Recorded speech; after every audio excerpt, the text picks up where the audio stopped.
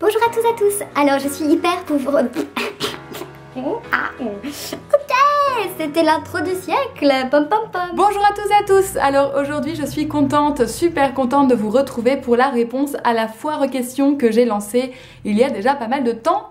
Alors on va aborder à travers cette foire aux questions plusieurs thèmes comme l'Allemagne et d'autres choses. Voilà. Alors on va avoir tout d'abord une question de Miss Julie. La question étant, alors est-ce que je voudrais d'abord vivre, il y a plusieurs questions, hein. Miss Julie c'est bien la taille du genre productive, j'adore. Et la première question c'est est-ce que je souhaite vivre toute ma vie en Allemagne? Donc si vous me suivez depuis un certain temps et notamment tous mes vlogs et tout ce dont j'ai parlé généralement à propos de l'Allemagne, oui c'est mon souhait effectivement. Moi mon projet c'est de rester définitivement, de ne pas retourner en France, en tout cas dans la mesure du possible. Jusqu'à présent pour l'instant il n'y a pas de raison qui me ferait retourner en France, donc voilà. Ensuite la deuxième question est la France te manque-t-elle? Alors là tu m'aurais posé la question il y a quelques mois. Franchement j'aurais dit oui, parce que quand j'étais au pair, j'étais pas finalement si bien que ça au pair et j'avais vraiment tous les 3 mois si je rentrais pas en France je me sentis pas vraiment bien. Et là tu vois, j'aille on se tutoie.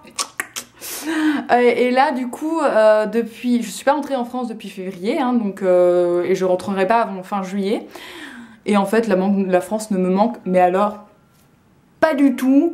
Si ce n'est, évidemment, quelques amis, de temps en temps la famille, mais bon, je veux dire, j'ai pas jamais été trop collée à ma famille, hein. Je les aime, hein, mais on se voit pas tous les jours, en règle générale, même quand je vivais à Paris à côté d'eux, on se voyait de temps en temps, quoi. Et Monoprix me manque, et Picard me manque, mais sinon la France ne me manque pas vraiment, en fait. Je veux dire, le fait de rentrer 2 fois par an ne me poserait aucun problème, si ce n'est que ma grand-mère me ferait la gueule. Ensuite, elle me demande une question très intéressante, qu'est-ce qui est le moins cher et le plus cher en Allemagne comparativement à la France? Donc je dirais ce qui est moins cher en Allemagne, comme vous avez vu, c'est tous les produits ménagers, de soins, de maquillage et la nourriture. Par contre, ce qui est vachement plus cher, je crois que l'essence est peut-être un peu plus cher. Ce qui est sûr, c'est que Internet, le téléphone, que ce soit les contrats téléphone mobile, Internet, télévision, etc., c'est des trucs qui sont à chaque fois séparés, qui coûtent extrêmement cher. Ce qui est encore moins cher, pardon, il y a aussi le prix des loyers. Mais après, là, ça dépend aussi des villes. Par exemple, si vous allez à Munich, Hambourg et Francfort, je crois, ce doivent être les 3 villes les plus chères d'Allemagne, qui doivent rejoindre à peu près les prix de Paris, ou en tout cas des très grandes villes, et des cartes très chères des villes de Paris un peu cossues, quoi. Sinon, c'est vrai que les loyers, la nourriture, les produits de soins et de maquillage sont vraiment pas chers, et que tout ce qui est internet, mobile, tous les trucs un peu techniques, machin comme ça, ça devient vraiment beaucoup plus cher qu'en France. Donc ça c'est un petit défaut, hein, je trouve. Ensuite elle me demande est-ce que j'ai l'impression que les rapports filles-garçons sont différents en Allemagne. Alors avant que j'arrive en Allemagne, il y avait une sorte d'énorme mythe qui n'est peut-être pas un mythe mais que je n'ai pas spécialement ressenti. Mais attention, je pose veto, je suis en Bavière donc c'est peut-être encore quelque chose d'autre. Dans ce qu'il est connu de l'Allemagne, il est connu que les rapports filles-garçons sont plutôt très... En tout cas dans les relations amoureuses, le garçon est plutôt sur la réserve et va pas venir draguer la fille frontalement parce que sinon il se fait jeter parce que la meuf, elle est en mode « Quoi? T'oses me faire ça? Mais moi j'ai... » Voilà. Ce qui fait qu'il y a énormément de célibats, etc. Bon, voilà. Après, je dois dire, je ne sais pas parce que pour l'instant, je suis avec, j'ai plein d'amis allemands, filles comme garçons, et quand je les vois ensemble, j'ai pas l'impression qu'ils soient plus timides, qu'ils n'osent pas se faire des bisous et qu'ils soient en train d'attendre 300 ans avant d'entamer une relation ou quelque chose comme ça. Mais ce que je reconnais, c'est que je ne me fais pas draguer. Alors bien sûr, si on parle de ma petite ville, évidemment je me fais pas draguer, c'est un peu comme si vous alliez vous faire draguer dans le trou du cul du monde en France, hein, on est d'accord, vous n'allez pas vous faire draguer, il y a personne qui va vous sifier dans la rue et effectivement en Allemagne je ne connais pas le harcèlement de rue. Mais j'ai remarqué aussi que même quand j'allais dans les grandes villes, parlons Munich, Nuremberg et tout ça, bah c'est vrai que j'ai pas de problème. Hein. je dois avouer que c'est tellement plaisant quand tu vas en soirée, en boîte, machin. Il n'y a personne qui vient te tripoter le cul. Et moi je vous dis, tu peux profiter, tu gueunisses ta soirée à donf et t'as pas besoin de te dire mon Dieu, il y a peut-être un mec qui va venir, qui va vouloir m'embrasser de force ou je sais pas quoi. Donc voilà, je dirais qu'il y a peut-être un respect plus grand. Mais là je sais pas parce qu'il faudra encore... Je verrai bien à Hambourg parce que là pour le coup ça sera vraiment une ville à la hauteur de Paris. Si j'ai pas de problème à Hambourg je vous le dirai. Si je subis du harcèlement de rue à Hambourg je vous le dirai aussi. Après Miss Julie m'a posé une question très intéressante qui est: est-ce qu'il a été difficile pour moi de m'adapter au langage bavarois? En effet je vous l'ai peut-être dit ou vous le savez peut-être ou je sais pas quoi ou je ne sais cache. En Bavière il y a... Enfin dans toutes les régions d'Allemagne il y a des dialectes, on est d'accord. Mais en Bavière c'est particulièrement présent. C'est-à-dire qu'ils parlent donc le dialecte bavarois et encore en fonction des parties, parce que dans la Bavière c'est aussi différencié. D'ailleurs il y a les gens de Franconie qui sont en train de dire non on n'est pas bavarois, on veut être séparés. Enfin bon bref c'est un peu la Bretagne, c'est assez rigolo. Et ils parlent tous un dialecte différent, enfin bref tout ça pour dire que quand je suis arrivée ici, je peux vous le dire, ça a été... Moi qui avais appris l'allemand, bon déjà j'avais mal appris, mais en plus je l'avais appris l'allemand basique, hein, voilà. Je suis arrivée ici, j'ai fait on va bien s'amuser, je ne comprenais rien. Alors bon, j'ai mes des nuances évidemment que en cours je comprends, mes amis je comprends, mais c'est quand tu vas avec des gens un peu plus âgés ou dans des administrations ou dans les choses comme ça, et puis pour l'accent aussi, parce que des fois ils parlent bien le Hochdeutsch. Mais le problème c'est qu'ils vont avoir un putain d'accent bavarois de merde et que du coup tout accroche. Donc effectivement il a fallu à mon oreille le temps de s'adapter, mais là c'est pour tout, ça a été le cas pour l'allemand aussi, hein, basique. Et puis maintenant je dois dire que j'ai un certain niveau de bavarois plutôt correct, que je comprends maintenant beaucoup mieux et que je parle parfois aussi de bavarois, ce que m'a fait remarquer ma copine youtubeuse Marie Totoup quand je lui ai reparlé récemment, où elle me disait mais ça tu sais qu'on le dit pas chez nous, hein. J'ai dit ah bon. Donc en fait moi on peut tout de suite se rendre compte que je sors de la Bavière, parce que j'ai plein d'expressions qui sont vraiment typiquement bavaroises et qu'on ne va pas du tout dire dans le nord de l'Allemagne ou dans le sud, dans l'ouest, dans l'est, etc. Donc c'est assez rigolo, voilà. Après elle me demande si je parle le Hochdeutsch avec mon copain. Donc oui, nous parlons le Hochdeutsch, merci. Oui, franchement j'ai eu de la chance entre guillemets parce que j'ai quand même des copains aussi qui parlent vachement très dialecte. Après lui il fait un effort énorme. Maintenant il fait un peu moins d'efforts, mais quand on s'est connus c'est vrai qu'à un moment il s'est presque mis à parler du franc-allemand quoi. Enfin ça veut dire de l'allemand mais genre Yoda quoi. Donc je lui ai dit arrête ça tout de suite sinon je vais apprendre des trucs de merde en allemand, je vais me retrouver à parler trop mal. Donc maintenant il me parle normal, mais de toute façon oui il me parle Hochdeutsch et bien sûr il y a toujours les mêmes expressions bavaroises que je connais déjà, que j'utilise déjà, donc oui on parle genre normal. Dans sa famille il parle avec l'accent bavarois très fort, mais il parle pas trop bavarois encore, donc ça va, on s'en sort. Une autre question est: est-ce que je pense aussi faire une vidéo avec mon studio? Cette vidéo va durer des heures. Est-ce que je pense faire une vidéo avec mon copain? Alors non, ce n'est pas du tout d'actualité, tout simplement parce que c'est le genre de truc que je garde privé. Je n'ai pas envie que les gens voient sa tête, je n'ai pas envie de l'exposer. Et déjà, je pense pas qu'ils seraient trop d'accord. Et puis vraiment, j'ai pas envie d'exposer les gens, même des amis, à moins que ce soit des amis youtubeurs. Je ne demanderai à aucun de mes amis, à personne de ma famille, et à aucun d'apparaître dans mes vidéos, parce que je trouve ça déjà un peu risqué moi-même d'être un personnage entre guillemets public. Et donc je n'ai pas envie que ça influence la vie d'autres personnes. Voilà, c'est mon choix, c'est mon truc, je ne veux pas que les autres en aient des conséquences éventuellement fâcheuses. Quelles sont les différences de caractère entre les Allemands et les Français? Bah après c'est toujours les mêmes trucs qu'on dit, voilà, les Allemands ils sont carrés, machin, mais ça a quelque chose d'un peu vrai aussi, qu'on voit bien dans le niveau de l'administration, les papiers, si c'est pas comme ça, bah c'est pas comme ça. Et puis je dirais aussi, en fait moi je compare souvent la Bavière avec le sud de la France, donc le côté un peu plus chaleureux, etc. Je vois bien qu'il y a des différences par exemple avec les gens du nord et les gens du sud de l'Allemagne. Il y a le côté, les gens du nord ils vont plus être comme les gens du reste de l'Europe nordique quoi, et le côté un peu peut-être, enfin ça je verrai D'autant plus quand j'irai en bourrée, là je pourrais revenir dessus et vraiment être claire. Elle me pose aussi une autre question qui est est-ce que il y a des choses que je n'aime pas en Allemagne? Alors je dirais pas en Allemagne, mais je dirais en Bavière. Déjà que parfois dans ma ville on est un peu... Alors là je vais rentrer dans un thème très sensible, hein, donc c'est-à-dire la religion. Personnellement je vais vous dire clairement je suis agnostique, c'est-à-dire que pour moi je ne sais pas. Il peut y avoir un Dieu, il ne peut ne pas y avoir Dieu. Je ne vais pas être athée dans le sens où je vais dire non, il n'y a pas de Dieu, on est seul et point, c'est tout. Je ne vais pas être catholique ou de quelconque autre religion en disant il y a un Dieu, point, c'est tout, voire plusieurs. Donc moi je suis peut-être, mais je sais pas, c'est pas un truc qu'on peut prouver, donc je ne sais pas. Voilà, je ne me prononce pas dessus. Mais ici, en Bavière, c'est très extrêmement catholique et je suis dans le chef-lieu de l'évêque, donc avec plusieurs couvents, dans une université catholique, etc. Et donc du coup il y a on sent quand même pas mal pas la pression, mais on ressent énormément la religion ici et c'est un fait quoi. Donc des fois ça me gêne un peu parce que moi on a l'habitude en France que ça soit vraiment quelque chose dans la sphère du privé, ce qui est du coup ici beaucoup moins puisque ils s'estiment que tout le monde est catholique.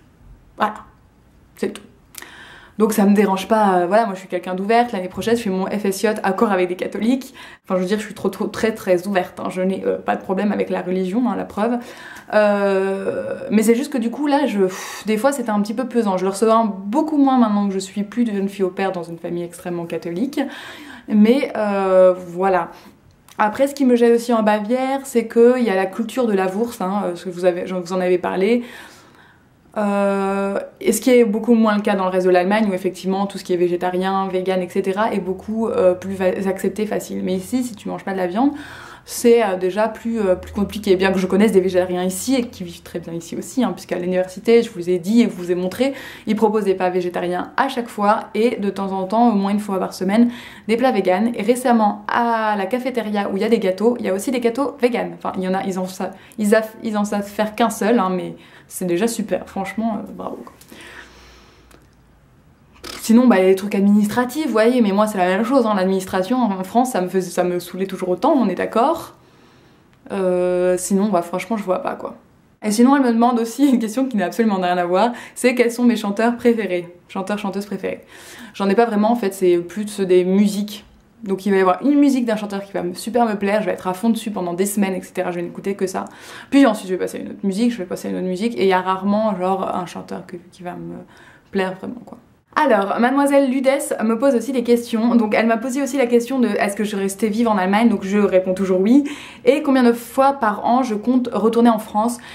Donc ça franchement l'année prochaine je sais pas du tout parce que je vais avoir des vacances différentes compte tenu de mon volontariat à Hambourg.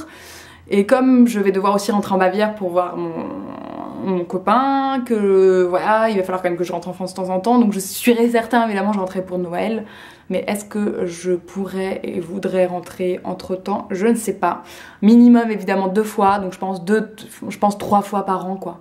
Et puis j'espère bien que ma famille pourra aussi me rendre visite bien sûr. Elle me demande aussi, c'est trop mignon, est-ce que je voudrais fonder une famille? C'est trop chou, j'adore. Donc oui, bien sûr. Bien sûr, non, c'est pas bien sûr en plus. Voilà. Mais oui, moi, je crois fondamentalement au fait que je veux des enfants, avoir une famille, etc. Après, je ferai pas plus de 1 ou 2 enfants, a priori. Je vais pas... voilà. Mais en tout cas, c'est sûr, pas maintenant. Hein. Si avec les enfants, comme j'ai dit, dans 5 ans, quoi, minimum.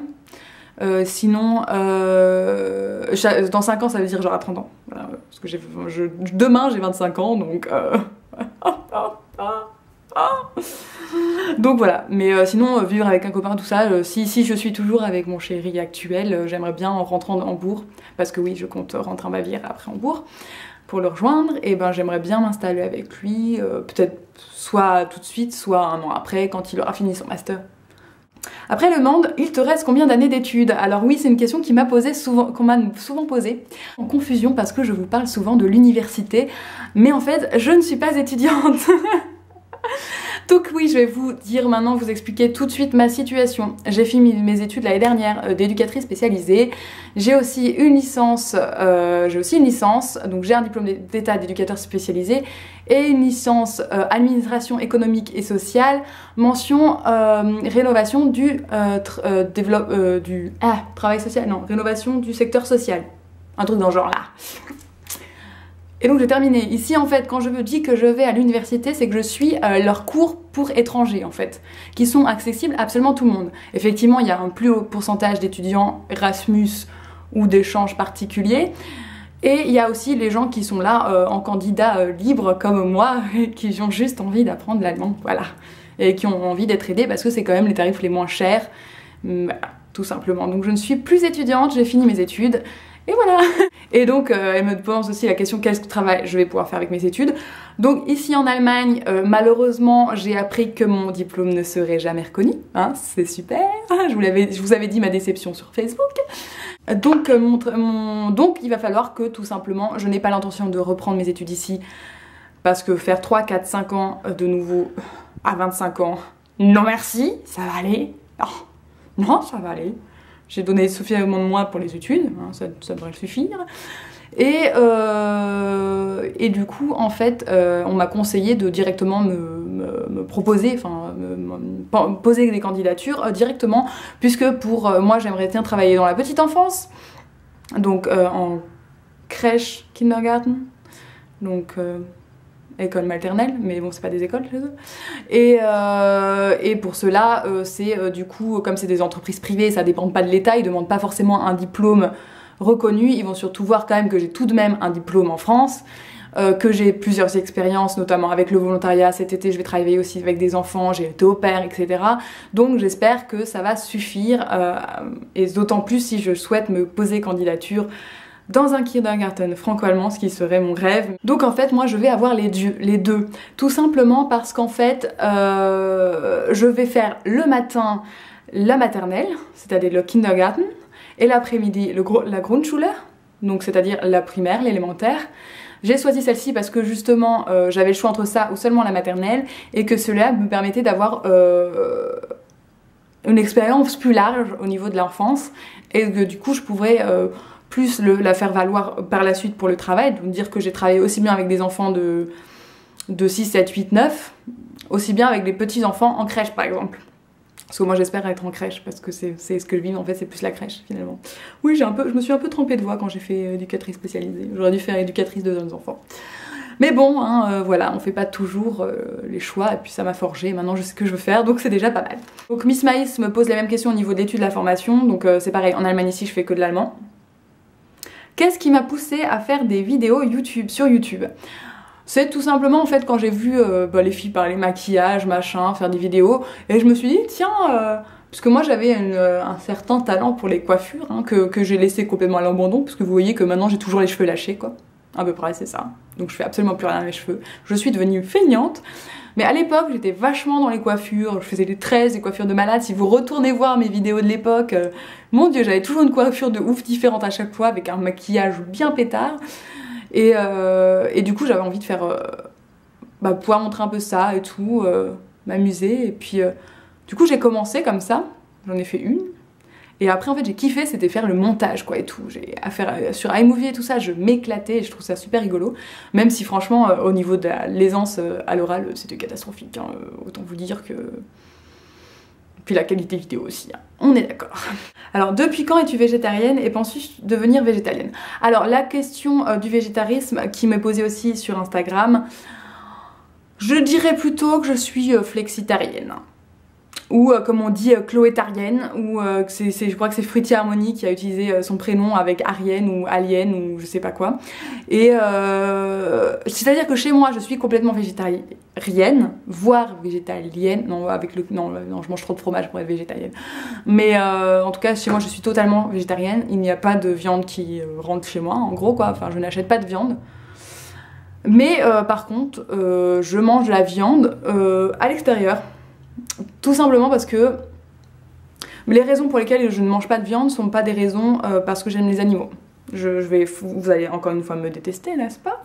Mais du coup, ce qui fait qu'à l'extérieur, si je vais au restaurant, si on m'invite au restaurant, si je mange dans ma famille, etc., je me fais plaisir parce que le fait est que mon gros problème en étant végétarienne, c'est que j'adore la viande. Donc sincèrement, je pense que devenir végétalienne en dehors de chez moi, ça sera dans l'immédiat impossible. Parce que j'y peux rien, mais en fait j'aime la viande, voilà, j'aime les œufs, j'aime le fromage, et du coup, même si je connais très bien toutes les astuces pour remplacer machin, que c'est pas un souci et tout ça, que je sais qu'il y a toujours des alternatives, que comme vous voyez à la fac, il y a toujours des alternatives, bah j'aime trop le goût de la viande, quoi.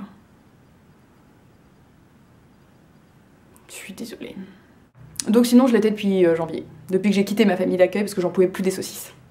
Et est-ce que je ferais le Veggie-Tag? Et bah du coup parce que Maïs a créé le Veggie-Tag et du coup en fait je voulais trop le faire mais en fait je me suis dit c'était carrément pas une bonne idée tout simplement parce que je ne suis pas vraiment végétarienne. Donc je me suis dit ça avait pas de sens pour moi de faire le Veggie-Tag alors que je tiens pas des principes de végétarienne pure et dure du tout. Donc je me suis dit ça sert à rien que je fasse un tag qui est pas fait pour moi quoi. Donc faites-le, il est vraiment génial son tag, hyper intéressant, moi j'ai adoré le regarder et les questions sont super mais moi voilà. Et quels sont mes plats préférés? Alors j'aime tous les plats qui contiennent du fromage, notamment tous les plats qui viennent de Haute-Savoie, hein, parce que Papyri représente, voilà. Oui, je suis d'origine savoyarde, donc j'aime tout ce qui est raclette, tartiflette, creuset, pardon, fondue, bref, voilà, c'est un peu ma passion dans la vie, le fromage. Donc tout ce qui contient du fromage. Après tout ce qui contient du chocolat, donc gâteau, biscuits, voilà. Sinon tout ce qui est curry, j'adore le curry et le lait de coco. Donc genre les curry coco, j'en peux plus quoi. Donc pareil, Lisa Simpson me demande comment se passent les études. Bah, si on parle de mes cours d'allemand, ça se passe bien, étant donné que je suis pas étudiante, en fait je m'en fous de me présenter aux examens ou pas, parce que j'ai pas besoin des points ECTS de la fac, quand on fait une licence ou un master. Donc en fait moi je l'ai fait juste pour le plaisir, histoire de savoir où j'en suis, etc. Et parce que sinon je suis tellement une flemmarde dans la vie que je ne ferai rien du tout. Et Papouche à ma vie me demande où j'en suis dans ma vie amoureuse. Donc comme vous en avez pu comprendre, hein, parce que vous êtes fuite, oui je suis en couple, n'est-ce pas? Donc c'est plutôt récent on va dire, ouais. Depuis que j'ai quitté ma famille d'accueil quoi, c'était la libération, enfin la famille d'accueil, je veux dire ma famille d'au pair. Libération, ça va tellement mieux. Même si du coup au niveau financier, c'est un peu moins foufou, hein, je tiens à vous le dire, mais du coup, j'ai rencontré l'amour, tout ça. Ça se passe très bien. On traverse des trucs difficiles parce que la vie est difficile, mais voilà, on s'aime et c'est important. C'est ça. Du coup, voilà, je suis très heureuse, sentimentalement parlant. Marie Liner, je ne sais pas si ça se prononce comme ça, me demande est-ce que j'ai des trucs pour rencontrer des gens, parce qu'elle trouve que c'est très difficile de se faire des amis en Allemagne, genre qu'on se fait des connaissances facilement mais que se faire des vrais amis allemands c'est beaucoup plus difficile. Donc pour percer l'allemand allemande, elle me demande des petites astuces. Alors en règle générale, moi je trouve qu'on se fait en général, quel que soit le pays, plus même dans sa langue maternelle, c'est-à-dire en France, on se fait quand même plus de connaissances que de véritables amis. Comme on dit, on compte ses amis sous les doigts d'une main, ses véritables amis. Après, je dois dire que le fait d'avoir le barrière de la langue, la barrière de la langue, même si on est arrivé à un niveau très correct d'allemand, je veux dire par exemple moi maintenant je tiens sans problème une conversation, je commence à pouvoir tenir une conversation à plusieurs, mais le fait est, bon déjà hein, je suis un peu timide, voilà, plus trop, ça va, mais quand même. Du coup c'est vrai quand on est plusieurs, qu'il y a des gens que je connais pas, etc. Bah je vais pas forcément prendre la parole si on me pose pas des questions, si on vient pas me parler, etc. Et donc du coup je pourrais peut-être me faire plus d'amis aussi, hein. Donc je suis pas forcément la meilleure personne à qui poser ce genre de questions. Mais je pense qu'il faut... moi je vois, effectivement j'ai des connaissances, des gens que je vais saluer dans la rue, etc. Mais je pense que je me suis aussi fait de très bons amis français comme allemands. Malheureusement aussi français, mais enfin c'est très bien, je me suis fait des amis françaises aussi en Allemagne, mais je me suis fait aussi des amis allemands et un chéri allemand, hein, donc tout n'est pas impossible. Et Et je pense que ça tient de ta personnalité et puis de celle des autres. Après, il n'y a pas l'âme allemande, je pense pas qu'il faille agir différemment avec un Allemand qu'avec un Français ou toute autre personne.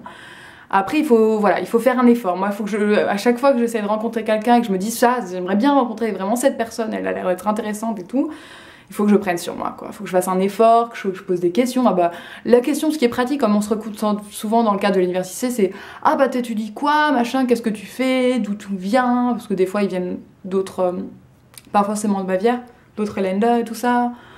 On parle de tout et de rien, et puis il y a des personnes avec qui ça va accrocher, et puis d'autres personnes avec qui, ben, comme partout, ça ne va pas accrocher. Donc voilà, le tout c'est de se faire, voilà, c'est le tout c'est de se prendre ma main, se dire allez là je vais parler, je vais essayer de dire des trucs, quitte à dire un peu de la merde et du blabla. Sinon il y a aussi Fébrune qui me demande, enfin c'est quoi ce tatouage là, tout simplement. Je crois que c'est ce tatouage là, oui c'est celui-là, forcément parce que c'est celui qu'on voit le plus facilement. C'est un tatouage écrit en russe, n'est-ce pas? Qui en fait littéralement signifie Dieu aime la Trinité. Trinité, vous savez ce que c'est, Dieu, vous savez ce que c'est, hein. J'en parlais justement de religion. Et en fait, c'est l'équivalent francophone de l'expression jamais 203. Voilà. Après, vous voyez ce que vous voulez y voir, hein. J'ai toujours la flemme d'expliquer. Des fois, je me suis dit, il faudrait que je trouve une phrase de merde à dire, tu vois, genre je te bouffe tout. J'en ai marre de ce que tu racontes. Des trucs comme ça pourrait être rigolo. Pourquoi pas. Si vous avez des bonnes idées de trucs à raconter sur ce qui est écrit sur mon poignet pour leur dire oui c'est écrit ça en russe, je suis prenante, je cherche des idées, je vous demande en commentaire de me poster vos idées. Sur ce, c'est fini, hein, la foire aux questions, mais mon dieu, je crois que j'avais pas beaucoup de questions et je parle trop, quoi, c'est pas possible. Mais c'est pas grave, en attendant, j'espère que ça vous aura plu, que ça vous aura permis d'en savoir plus, de répondre à vos questions. Si vous en avez encore, posez-les-moi en commentaire, soit je vous répondrai directement, soit je ferai une partie 2 de la fac si vraiment vous avez été hyper productif. Et puis, je vous dis à bientôt dans une prochaine vidéo. Ciao, ciao. Party girls don't get hurt, can't feel anything. When will I learn?